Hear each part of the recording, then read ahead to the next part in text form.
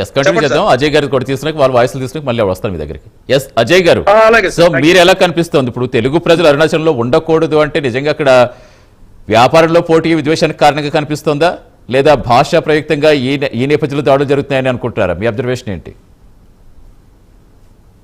ముందుగా ప్యానల్లో ఉండేటువంటి గిరిబాబు గారికి, విశ్లేషకుల గారికి, మదన్న గారికి, మీకు అందరికీ కూడా నమస్కారాలు తెలియజేసుకున్నాను. Good evening sir. Good evening, చెప్పండి. ఇది అనాదిగా వస్తున్నటువంటి ఒక దురాలోచన, దురదృష్టకరమైన ఆలోచన. ఇది మన ఇతిహాసాల్లో, రామాయణ భారతాల్లో కూడా ఈ అంటే ధర్మం అన్నది చాలా సూక్ష్మమైనది. ఆ ధర్మాన్ని ఖచ్చితంగా పట్టుకోకపోతే ఏం జరుగుతుందన్నది భారతం అర్థమయ్యేలా చెప్పినప్పటికీ కూడా మన భారత సమాజంలో ఇప్పటికీ కూడా చాలా అంతరాలు ఏదో ఒక రకంగా కొనసాగుతూనే ఉన్నాయి.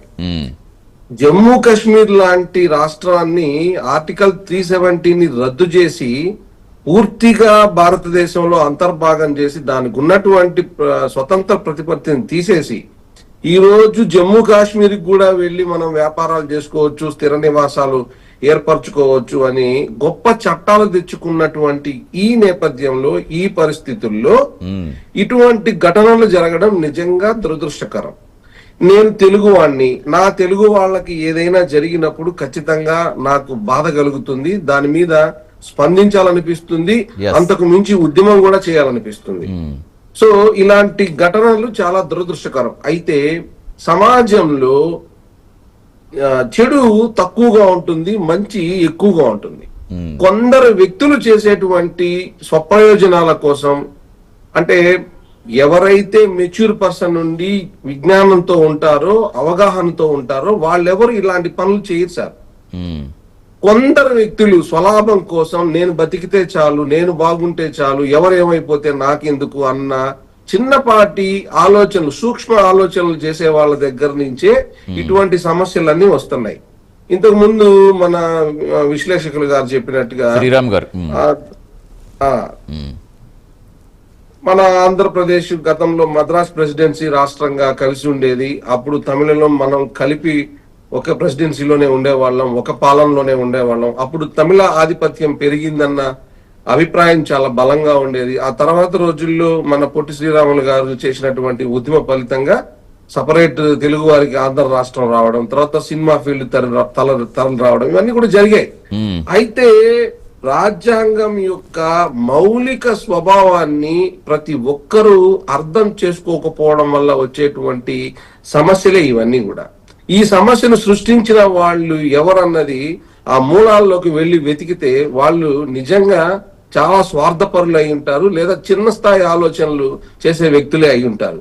అక్కడి నుంచి వాళ్ళ అనాలోచిత నిర్ణయం వల్ల మొదలుపెట్టినటువంటి ఈ సమస్య ఈ రోజు 2 రాష్ట్రాల్లో 2 సంప్రదాయాలకి, 2 భాషలకి, 2 భావ సారూప్యత అంటే పరస్పర విరుద్ధంగా మారిపోయి తీవ్రమైన పరిస్థితులు ఎదురైపోయే అవకాశాలు ఉన్నాయి. మరి ముఖ్యంగా తిరుపతికి ఎక్కువగా ఈ ఎఫెక్ట్ ఉంటుంది. కారణం ఏంటంటే తిరుపతి బార్డర్ డిస్ట్రిక్ట్స్ గా ఉండడం తమిళనాడుకి.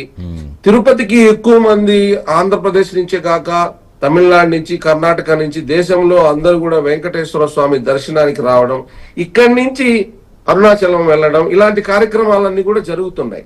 అవును, ఎందుకంటే ఇదివరకంటే తిరుపతి వెళ్తే కంచి వెళ్ళి బంగారుపల్లి ఇలాంటి ముట్టుకొస్తే అలాగా పొందరపాలు. కానీ అరుణాచలం గురించి ఈ మధ్య కాలంలో మరి విపరీతంగా పెరిగింది కదండి. తిరుపతి వెళ్తే ఖచ్చితంగా దాన్ని కూడా టూర్ లో భాగం చేసుకుంటున్నారు.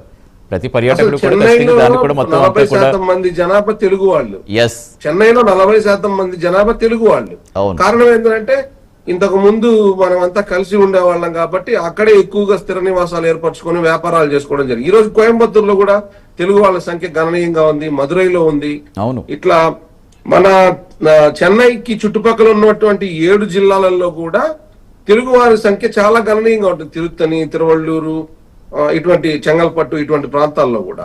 అయితే ఇక్కడ కొందరు స్వార్థపరులు అంటే ఇది వ్యాపారం కోసం జరిగిన అంశంగా కనిపిస్తా ఉందా, లేకపోతే ఒక 5-6 నెలల్లో జరగబోయే తమిళనాడు ఎన్నికలకి మేమంతా తమిళుల్ని ఏకోకృతం చేసుకోవడం కోసం చేసే భాగంగా ఎవరైనా కుట్ర పన్నారా అనే అంశం కూడా దీంట్లో దాగి. ఎందుకంటే ప్రతి ఉద్యమం వెనకాల ఒక స్వలాభము ఒక కుట్ర అనేది ఖచ్చితంగా దాగి ఉంటుంది. ఎస్. దాంట్లో ఎటువంటి అనుమానం లేదు.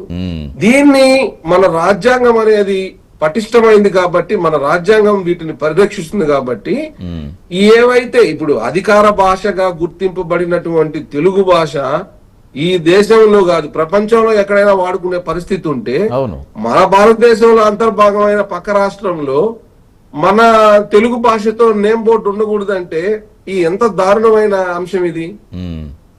ఇక్కడ కూడా చాలా వాటికి తమిళ పేర్లు ఉంటాయి. అంటే నువ్వు అలా చేసావు కాబట్టి నేను ఇలా చేస్తానన్న అంశము ఎవరో ఒక చెడ్డ వ్యక్తి క్రియేట్ చేయడం వల్ల జరిగింది. ఇది ఎవరు ఎఫెక్ట్ అవుతారు? తిరుపతిలో ఉన్న అతి సామాన్యులు, ఏ పాప పుణ్యం తెలియనటువంటి తమిళులు రేపు ఎఫెక్ట్ కాబోతారు. ఇది రాబోయే రోజుల్లో ఇక్కడ వాళ్ళకి స్థిర నివాసాలు ఉన్నాయి, వ్యాపారాలు ఉన్నాయి, ఉద్యోగాలు ఉన్నాయి, రాజకీయంగా చైతన్యంగా ఉన్నారు, అన్ని విధాలుగానే ఉన్నారు, కలిసిపోయి ఉన్నారు. అంతా ఒక కానీ ఇక్కడ ఏమవుతుందంటే అజయ్ గారు, అంటే ఏమవుతుందంటే ఇక్కడ సరే ఇక్కడ మనకి ఎప్పుడు దాడులు జరగలేదు, కానీ అక్కడ దాడులు జరిగిన వరుసగా జరుగుతున్నా ఎందుకు అక్కడ రక్షించాల్సిన ప్రభుత్వాలు పట్టించుకోకుండా, అక్కడ లోకల్గా ఉండే ఇప్పుడు భక్తులు అరుణాచల్ వెళ్తారంటే కనీసం దేవస్థాన కమిటీలు పట్టించుకోకుండా, ఎవరు పట్టించుకోకుండా ఇలా గాలి కుదిలేస్తే ఇంక రక్షణ ఏది అనే భయం ఒక పక్క ఉంటుంది. కానీ కొంతమందికి ఎమోషనల్ గా ఉంటుంది, అరుణాచల్ దర్శించుకోవాలి. ఈ భయాలతోటి మన ప్యానెల్ లో ఉన్న వాళ్ళందరూ కూడా మాట్లాడిన విషయాలు కూడా అవే.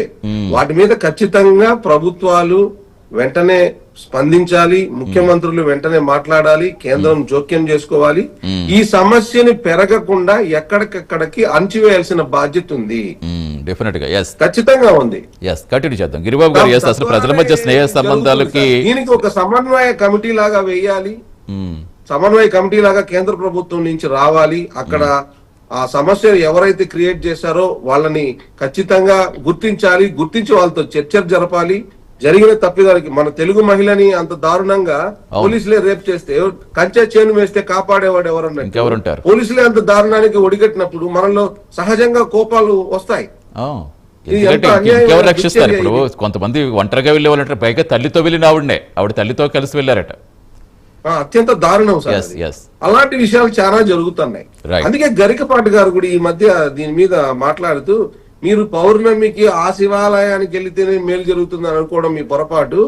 ఈ మన రాష్ట్రంలో ఉన్నటువంటి, మన ఊర్లో, మన ప్రాంతంలో ఉన్న ఏ శివాలయానికి వెళ్ళినా అదే దేవుడు.